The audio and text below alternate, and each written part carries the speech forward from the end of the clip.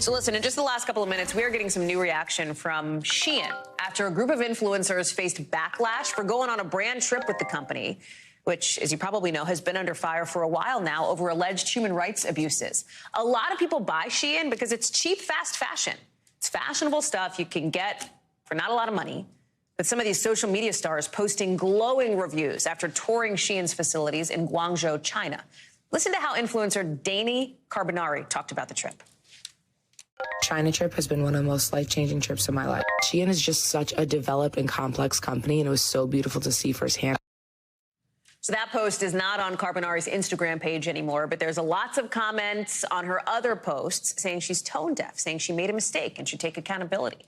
Shein, just in the last few minutes, is telling NBC News in part the company is, in its words, committed to transparency, and this trip reflects one way in which we are listening to feedback.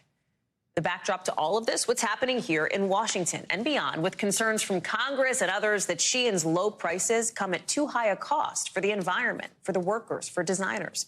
We reached out to those influencers for comment, haven't heard back, but I want to bring in Matt Bradley for more. Hey, Matt.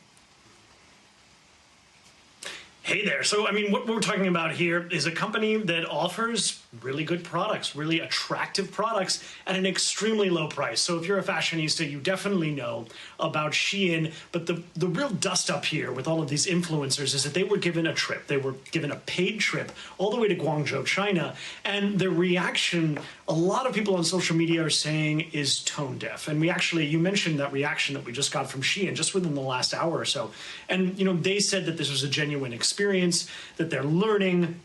They also said that all of those people, that these influencers have gotten so much heat online for speaking to and kind of reporting on, that these were authentic people with authentic stories. And Hallie, I got to tell you, I mean, I believe that. I'm sure that these were real people who told real stories. But the problem is with a junket like this, and we call it a press junket or something that's paid for, is that you are at the mercy of the company that's showing you around. So yes, you might be meeting real people. They might have real stories and they might be able to defend their company. But the fact is, you're there at the pleasure of the company. They get to decide what they show you and what they don't. And that's what I think a lot of these influencers who visited China, you know, they might have been a little bit in over their head when it came to actually reporting on this kind of thing. And I know you and I, Hallie, we get offered trips like this all the time. I don't often report on fashion, but the fact is, we get offered trips.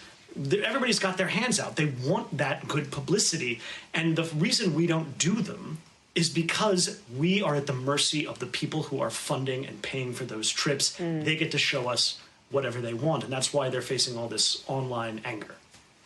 Matt Bradley, thank you very much for that reporting. Appreciate it.